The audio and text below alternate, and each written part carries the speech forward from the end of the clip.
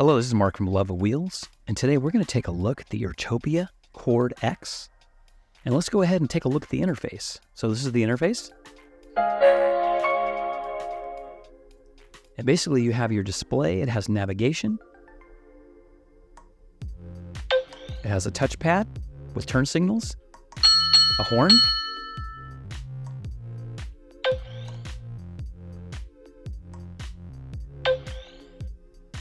Turn lights on. Light on.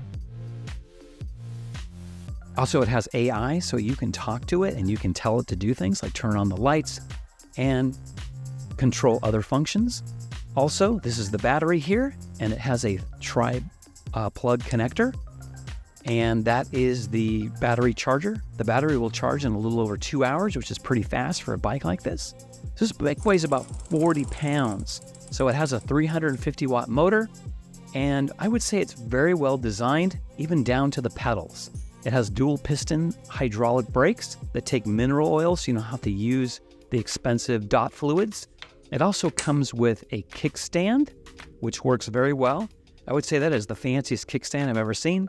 It does come with puncture-proof tires, and it does have a regular Schrader valve, so basically anywhere you go, if you need to put air in, it's not a problem with this bicycle. Everything seems to be very sturdy. The fenders, very well made, some kind of ABS plastic. And there's a nice shot of the bike. It's a very nice looking bike. Now let's get it out on the road and try it out. And going through the gears on this bike, it has no problem getting up to its maximum speed pedal assist mode of 20 miles per hour.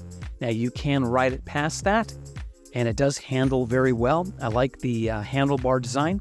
It is more of a cruiser, kind of a cruiser type design, unlike their other model, which is more of a sporty kind of design. So I would compare this more like their Cadillac version of the bike versus their other bike, which I would, compare it more to like a sports car. So this is more of an easy, relaxed position when you're riding it, but the handling on this bike is very, very good. I would say, I've ridden a few electric bikes, and I like the way this bike handles, also just regular pedal bikes. It's a really nice combination. So I think the way it's designed, it has a nice balance to it. And that's important when you're on the bike because you're going to spend a lot of hours on it. So it does work very well.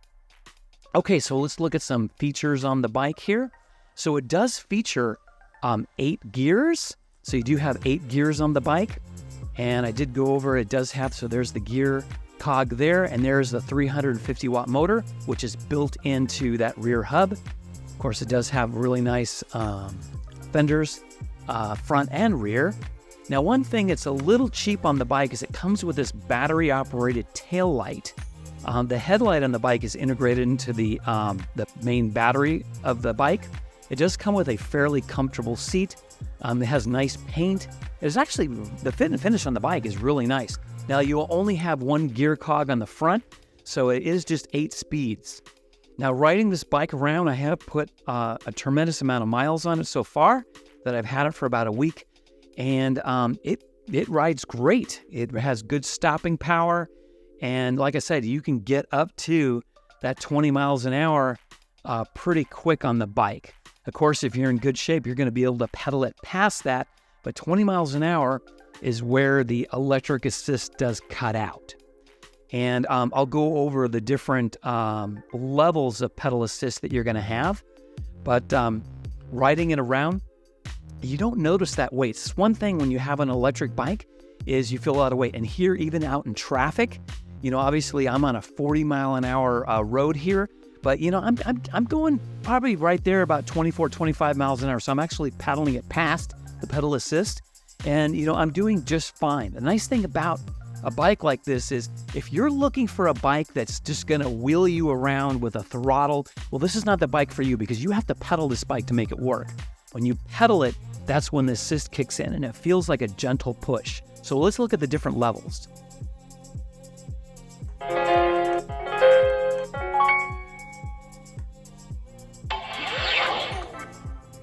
So you have 4 levels of assist with the bike. So 0 is just pedal mode, 1 is a slight assist eco mode, and then you have 2 and 3. Most of the time when I would ride the bike around, I was at level 1 and level 2. When I was going up this grade here, now I'm on some hills in the park, and this hill is a pretty good incline. I mean, it's not super steep, and I had it at level, I was switching back and forth between level 1 and level 2.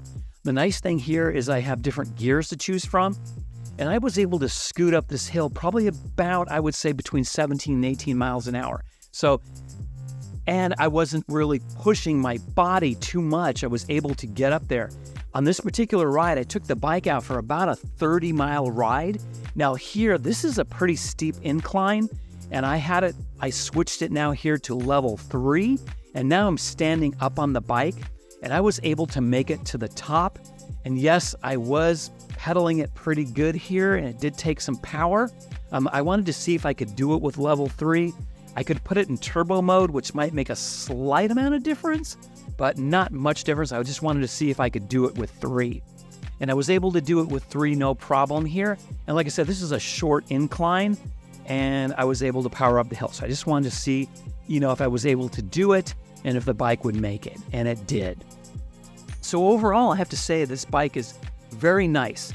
If you're looking for a bike and you want to get some exercise and you want to go far, like here, I'm taking the bike out, I'm going on a 30-mile ride, which is not just a ride around the neighborhood. I was able to do it, pretty comfortably. I was getting good exercise out of it too. But the nice thing about the bike is that I was able to do this ride. And if I got really tired, you can put it into, either level 3. And if you pedal it, you don't have to pedal it at a, pretty brisk force. It will get you going about 20 miles an hour.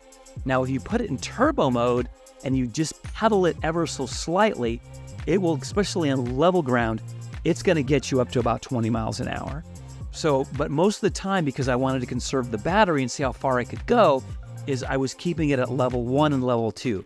Now here I'm traveling up the incline on Mulholland Drive, and as I'm going here, I'm on a slight uphill grade, and I was at level 1 and level 2. I would basically kind of switch back and forth because, like I said, I wanted to save battery and see what the bike can do.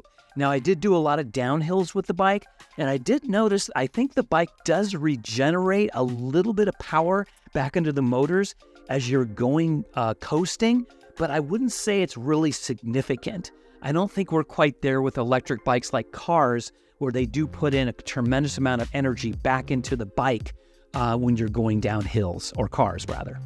So overall, I have to say it's a very nice bike. So if you're looking at a bike like this, I would say it's very nice. Now for me, I'm 6'2", and this bike's a little small for me. I got this bike for my wife, and this bike is designed for riders that are 5'3" to 6'1". But I would say if you're taller than 5'10", don't get the Chord X model.